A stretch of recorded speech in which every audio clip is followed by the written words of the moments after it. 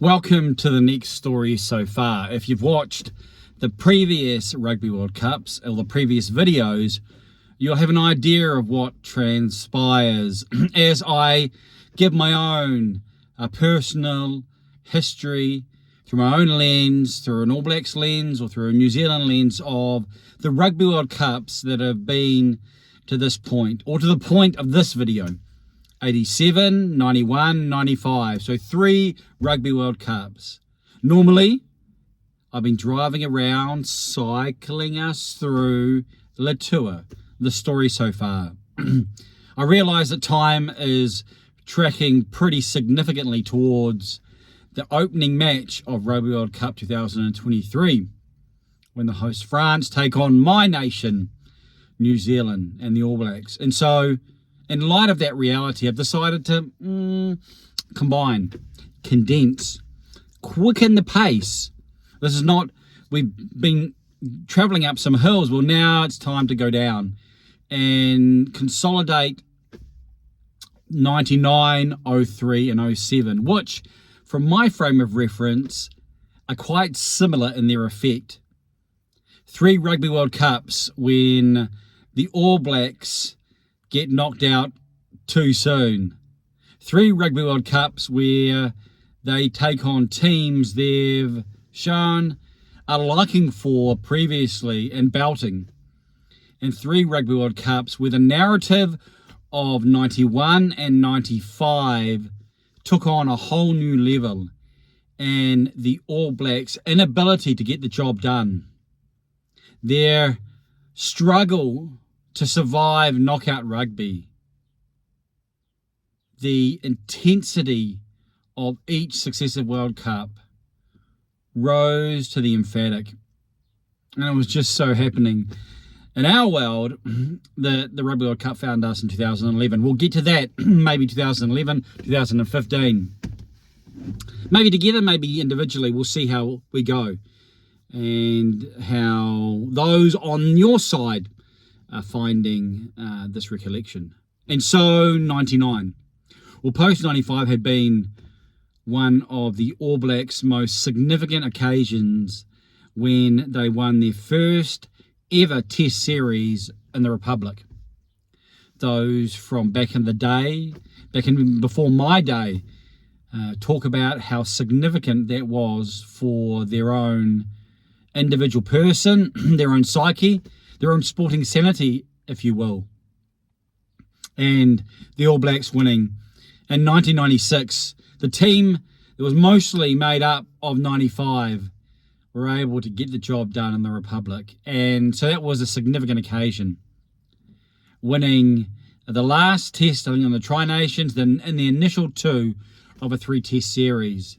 And you see scenes on that second test on the ground, Sean Fitzpatrick belting the turf as they did their best to hold on.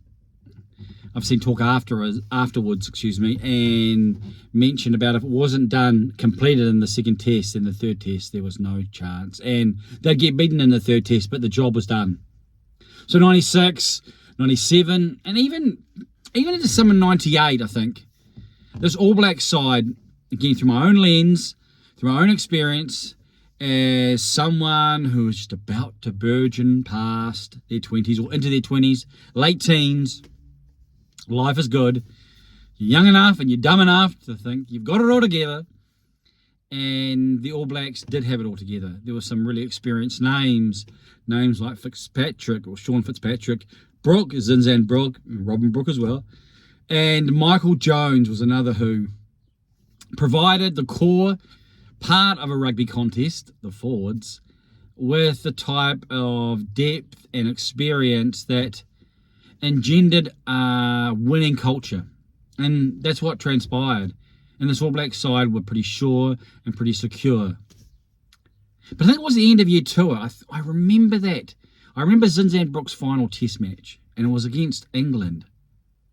I think it was his final test match, or his final test match was England, one of those 2 realities. And it was obviously a passing of the baton, a closing of the door. And just even the result and how it transpired, it was this All Black side that was so secure, things weren't looking as good as before. And when Tane Randall came in, Tane Randall was a young man who was elevated and celebrated and probably had different factors about him. A highly intelligent young man and probably more cerebral than a lot of rugby players. That sounds pretty bad, actually. More cerebral than maybe the culture, even rugby culture. One who maybe used his words and so forth. And I'm still in that hole, still trying to dig myself out of it. Every forward who's watching this is like beginning to move in their seat, aren't you? Just settle down, Tiger. Anyway, Tane Randall captained the All Blacks, and things didn't go as swimmingly. In fact, it was shark-infested waters. And it was difficult for a time. It looked like we were finding it in 99 as the World Cup later that year was being hosted by Wales, but generally speaking in those regions and other nations around as well. The final test match versus the Wallabies in Sydney. I think it was in Olympic Stadium, I believe. Olympic Stadium for what was going to transpire next year. And the All Blacks got beaten by 21 points. I believe the scoreline was the distance between the two sides. And Tane Randall and the All Blacks staying on the field. The All Blacks have been going along well. Encouragement was there. Some may want to quickly go, 2023. Same but different, I would conclude. And the All Blacks would hear their captain remonstrate, speak quite strongly about what was going to unfold. In 99, the Rugby World Cup was another of the what the heck just happened now, as the All Blacks would get through without recounting all the matches and all what went on. It was that semi-final when only that stereotypical historic France, the aroma of the cooking got in their nostrils, and their S-car didn't just go, it went in that semi-final. Jonah was there. This All Black side was pretty stacked. It was so much so that it seemed like they were trying to find positions for their best players in the back line. I think Wilson at fullback and Cullen in the midfield from memory. Again, these are all memories and all recounting on the spot. And Jonah. I think I mentioned Jonah was there. I mean, you know what rugby, the purpose of rugby for the other 14 guys was to give the ball to Jonah. I mean, that's what you're on the field for. Jonah the unstoppable. Jonah the phenom. Jonah the first out-and-out global superstar of the rugby code. And he did perform. I mean, it had an uneasy undertone, that test match, that semi-final. The All Blacks were able to keep in front, but it didn't have the markers of control. They were able to break out, but the foundations weren't set, which means if someone else finds it, if lightning is in that bottle, you know that the bottle can explode. You know that the elements there aren't conducive to go, this is control. The forwards have shut it down. They're able to control possession. They're able to be intentional, and they're able to shut down the opposition. And it was probably 30 minutes of chaos on the rugby field when France tried everything, and everything had a French insignia upon it. And tries came this way and that way.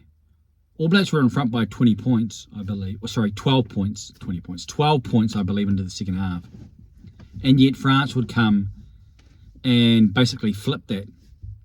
And it was gone. The 1999 Rugby World Cup would not be won by the All Blacks. Another how can it be moment for a young man who had got up dutifully and diligently through the night and would traipse back to bed, or do his best to traipse back to bed and find some sleep when the ghosts of our rugby fortunes at a Rugby World Cup were fully awake and weren't that silent about telling you all about it. And here we were again. Another Rugby World Cup odyssey. Sunk like a certain ship by a certain nation. I'm smiling because there's a bit of political history there. And if you don't know what I'm talking about, well, maybe do some Googling. So 99 was gone. Australia, the bearers of our misfortunes, and would take the 99 Rugby World Cup title. And the years following 99 became quite significant for our engagements and our interactions with our nation off our western coast of New Zealand. Their collection of players was pretty strong, pretty constant, and had good experience and had some rather particular names. And so around the turn of the century, again, we know the rugby match that Jonah scores in the corner, sets a world record. But they're matches that are so close. They're able to win in the final play, or seemingly final play. We're in front, and we just can't get Lord Bledisloe back. Which obviously didn't disappoint those off our shores. And it would be a long period of time, that intervening period between 99 and 03, until we finally got the trophy. And we won it back. And what a grateful and joyous time it was to have Lord Bledisloe. As we track towards 03, rugby was thriving. Our rugby was strong. We had some change in terms of coaches, which didn't seem like it was going to be a solid ending for Wayne Smith. However, his professorship is in no doubts as I speak. And so even though he got cold feet, and in the NZRU got cold feet on him, and John Mitchell came in, his enduring significance in a world of rugby, even in a New Zealand context of rugby, has continued. And much more so than the man who would take over his run when he considered if he was best equipped. Such was his love and ethos, you would say, towards the black jersey, that he wasn't prepared just to have something suit his own benefit.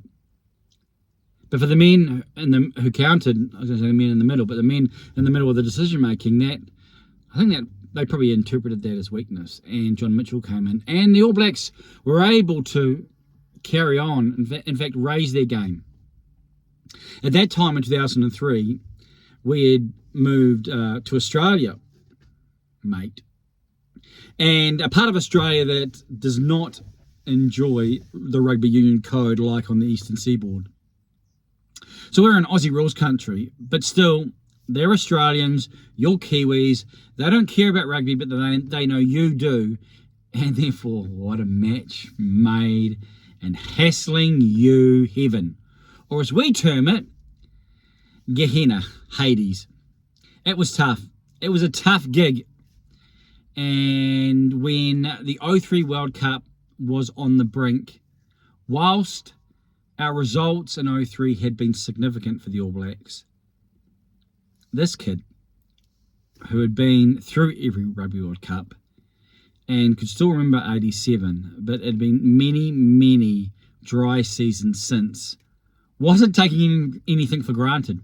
I remember one specific occasion at a local gym, another Adelaide local, I think it was, an Australian.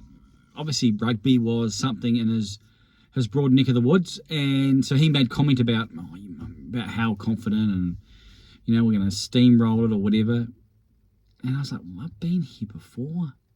I know the storyline. I've seen it played. It's like the person comes home and says, I've changed. I'm different. I can win it now. And you're like, show me the money. Show me the trophy.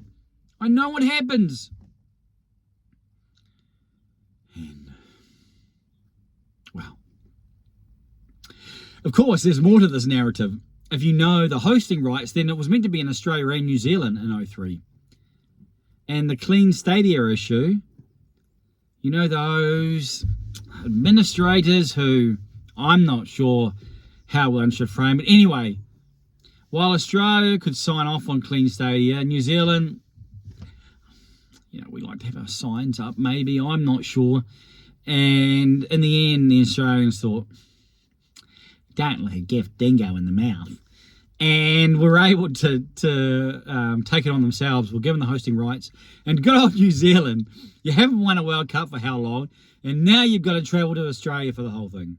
Well, that didn't look too bad, again, with the results in 03. However, cue the impending music. Because you know, it could be Jaws maybe, or some other, looking at the structure and the gravity of what was before. I looked okay. Quarterfinal over our traditional rivals, the Springboks, who were probably at their lowest point with their own issues in the coaching fraternity and coaching setup, and stories coming out about what had gone on, and maybe that was posted, but just there was something that wasn't right, or maybe much that wasn't right. But it was a reasonably easy victory in the quarterfinal. The All Blacks had Cullum Spencer running the pivot. I, of course, was of Andrew Merton's, and so there was rugby love, of course, for the All Blacks, but it just wasn't just quite the same thing. Without Murty, without the man at the pivot and driving it around, there was something about him. Of course, it wasn't his tackling. Carlos had the harassment test, but I was of Canterbury and of the Crusaders, and so Mertens was my man. Got to the semi-final. We were in Australia. Again, you know, I've mentioned it a number of times about my own connection with the Rugby World Cups, with the All Blacks. I don't think there's been a tougher build up to a test match than that semi-final. I was at 11, and that was really tough. But it was tough in a different way. This was tough, and I think I'm going to die away. Now, when I say die away, I mean beforehand I just felt really, really sick. The intensity of that lead up and build up was D-Day. In fact, it was so tough I didn't even want to watch the test match. I just wanted it to pass and for us to win and be able to write it off and be able to say, yes, we're in the final. Yes, we're going to win the Rugby World Cup. So I said, let's go to the beach. Tried to stay there for any significant time, looking at my watch, saying, well, just pass. Tick, tick, tick, tick. And it's tick, tick. And each tick and each tock is a reverberating noise in my thinking top. And it was a tough and bitter gig to try to see that time go by. And so as it got close to half time, we were heading back home, I turned on the radio and heard the scoreline. We're behind. This cannot be. Not again. And got home, and I think we had a couple of Australians watching it, and didn't see the opening significant part, which I'd like to watch again actually in slow, because I do believe that Mills scored the try. Now, I'll try and explain. He had his hands like that. Now, so the ball was down like that, and he had his hands to either side of it. Now, not like that, but like you normally would. But I can't get my arms up like that because my shoulders would bust. I'm sure you understand the dynamics. And he put it down, and the ball moved, but because his hands were on the side of the ball, it moved up like that. Now, my memory says it was the ground that precipitated that movement. And his hands were still on the ball, even if it didn't. However, one angle looked good from memory, and Phil Kearns was like, ah. And then another one said, well, the ball's moved, or something like that. And so the try was disallowed. From an ensuing play, we would have the ball again, and I think Carlos threw a large skip-out pass. And it wasn't Aussie gold, it was Aussie sterling. Aussie sterling gold. And Mortlock went that way and scored. And that was all that the home side needed. With full war, his mojo became mogangatorious in defence. And he was looking, and so were the rest of the Wallabies. This was their opportunity. They'd been embarrassed earlier in the year, and this was their home World Cup. We already know how challenging it is to beat the side that's at home when it's a leading side in the world of rugby, and they unleashed. We were able to score, I think, just before half time, but we wouldn't get in front. We wouldn't get really close, and we were just running against a brick wall. Again, you see in these sort of knockout matches how not only the ability to score, but when you score, the ability to stay in front.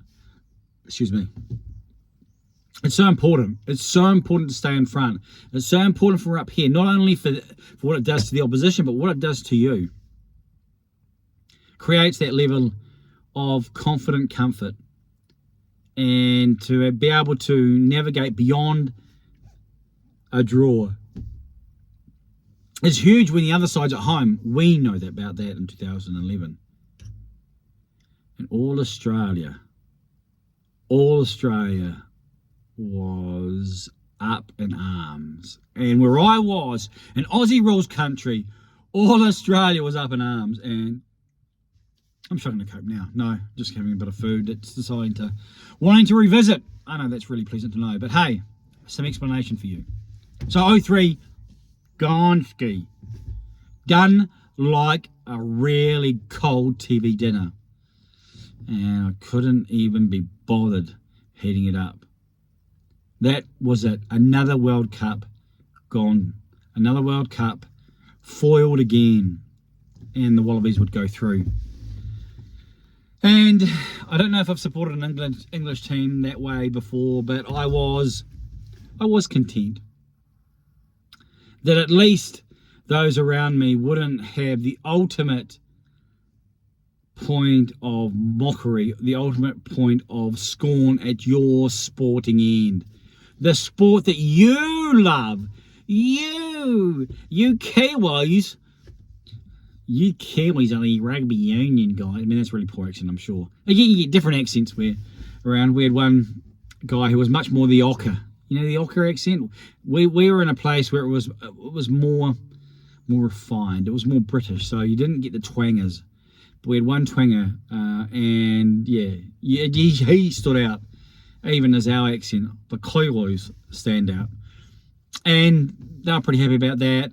They lost in the final, which they would have preferred otherwise, but hey, Aussie rules goes on. While Aussie rules goes on, the Kiwi rules, which are rugby union rules really, hit another eject button, a reject button, and it would be another 4 more years, Byron. The classic Georgie Gregan line. Well, apparently he didn't say it, but hey, don't let the truth get in a good story, in front of a good story, excuse me, as the cliche goes. It was just the moment. He's a good boy, George, and there's a lot of interactions there has been over the years, but that certainly was a moment, and it was a stinging moment. It's like, no, don't, no. Got us in the solar plexus, and that we would have to wait 4 more years. Well, and they weren't the years weren't too bad, the 4 years leading up to 07. And the team had been put together, was looking pretty good from the coaching point of view, and had a strong unit there. They were taking it on, and as we hinted in, we weren't going to make the same mistake twice. Glasses down for the All Black fraternity. And so at the start of 07, the All Blacks decided to rest their players from Super Rugby. the All Blacks had been dominant. I remember the narratives in the media saying, what are these guys going to return like? They're going to be like, part machine, part man. They're going to be so much stronger, faster. They're already dominating. What's going to happen? It's funny how these things work out. Sometimes when you do something different, it doesn't actually achieve the end you want. In fact, it does something to your own psyche and to your own form and to your own momentum. I mean, it's not like the All Blacks could have done or could have completed some outer body experience where they return to their shells and somehow they're packed on whatever. The wonders of medical science. Maybe they're gone to another land and returned as Marvel characters. That's what the idea, that's the sense that was sort of coming through as it was talked about beforehand. And it had a bit of mystique about it. Had a bit of an aroma. We talk about the aroma, the French aroma. Well, we know what happened, so we treat quietly. Ratatouille. Yes, it was challenging. I hope you appreciate bringing in some French culture there. But before that came about, the All Blacks were set aside and were reconditioning, I think the term was. And things were looking okay, I guess you could say, through the season. And the quarterfinal, Millennium Stadium, and the referee was named. Got a Wayne Barnes, a young guy, but I'd seen him. He seemed to have quite a good feel for the game, and that's what you want from a referee. It was a reasonably good feel. And we would arrive back, just doing a bit of mental arithmetic there. We'd arrive back from our time in Australia, so we were safe and sound at home. So if things got really vulnerable, then I could cry with my other brethren. And when the quarterfinal started, then first half, it wasn't too bad. Okay, we'd shown some, and okay. And we had a team that was seemingly stacked, playing in those famous grey shirts, which I actually quite liked. Still quite like, but of course. And we can wear one now and look at one now and go, the good old days. And we have the many other things that transpired post that about Wayne and the context. It was interesting watching him. I haven't watched it again. But at the time, the forward pass, of course, we talk about the forward pass. Everyone knows it's like a half an hour forward. I mean, he was before time. And so, yeah, and it happens. That didn't actually... The pass wasn't... My way of thinking, the pass wasn't the real issue. The real issue was, in my opinion, the referee allowed the opposition almost a carte blanche opportunity to stop the All Blacks by whatever means necessary or whatever means were possible. So I said to my dad at the time, if you want to give an indication of my own view of it, was that I think it was about 20 minutes to go that we weren't going to win. And I said, where's the effect of that? No matter what they try and do, no matter what they do, the referee lets them away with it. In other words, the opposition was stopping the All Blacks and they could do whatever they want and nothing was coming about in light of that. And there were no consequences for what was happening. That's what I think the bigger issue was. I think a deer in the headlights analogy is probably fair. Now, people will have differences of opinion, and of course, after it, everyone threw up their hands and identified all these various things that transpired that were missed. And at this point, all I'm trying to do is not to do any rewriting of history, but just call it as it was at the time. And it was difficult. I mean, it was difficult to, as I just mentioned, I could see what was transpiring at the time, what was happening at the time, what was unfolding on the field. The All Blacks could have played better. The All Blacks could have done other things. And they could have been wiser and shrewder. I think they actually played okay. Obviously, everything's contextualised in light of not winning the contest. Being such outrageous favourites. which has generally been the All Blacks every Rugby World Cup, maybe, except for the one that's just about to hit. And so, but that just raised the expectations, go to the ceiling. In fact, they go outside into the heavens, and that fall is quite the descent. And the quarterfinal result meant that the side, the team, and the captain, that famous photo, McCaw's like put his hands to his eyes, which again, you stop it there, and a picture and 1,000 words meet, and people write about it and talk about what happened to the All Blacks captain. And he talks about just rubbing his face. You can make up your mind. At this point, yeah, a bit of a romantic storyline, a bit of a whimsical storyline, is not going to probably hurt anyone, and would set the stage for what would follow. But that was a really, really challenging. If 03 had been challenging for a different reason, 07, in one sense, was more, in one sense was less. Being in your homeland, I mean, being away from home, don't know if you experienced this, if you've ever spent time outside your homeland. My wife, to use maybe an example, was much more interested in what was transpiring, even with the All Blacks. And she's not a keen rugby watcher or a sports watcher, because we were in another land and this was our representative national team. And so that creates a greater level of exposure, a greater level of connection, a greater level of desire, even a greater level of interaction. And so 07 is different. 07 we're home, we're very much amongst it, if I can spit it out. And that meant it was like a collective morning session, a collective dirge, a collective 5 stages of grief. And it wasn't easy from a sporting perspective. It's certainly right size to rugby code. Any sporting endeavour, may I say it to all you watching, has its place, but Rugby World Cups, I know for me as a younger person, they really help to challenge who defined me and what defined me. And that's not a bad thing, because rugby can.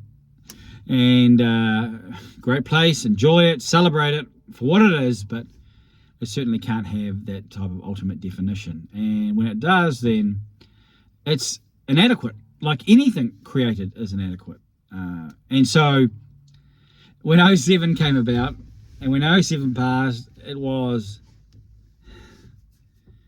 how long is this going to last for? 87, really? Do we even want to talk about 87 anymore? All talking about 87 is like the distance between then and now. How are we going to transition? How are we going to navigate what seems like this huge passing saw in our sporting and cultural world that seems to be there just for someone else's benefit? And so, again, we would carry on and we would move on, and culture would adjust, and the All Blacks would do what they all normally do. They'd get back and begin to find who they were again, and next time was at home. And if you know anything about New Zealand, and if you know anything about All Blacks rugby, we're pretty tough to get beaten at home. And so it would prove, but that's another story. This has been the story so far. We collected 99, 03 and 07 here. 3 World Cups, 3 painful memories, or 3 painful tournaments for All Blacks rugby, intent on winning as the only possible option and getting knocked down in the semis. And then, if not the final nail in the coffin of our World Cups in 07, the quarters. But change was coming, and change would arrive in 2011. And that will be our next time. I thank you for joining me on this story so far of our Rugby World Cups through my own personal lens.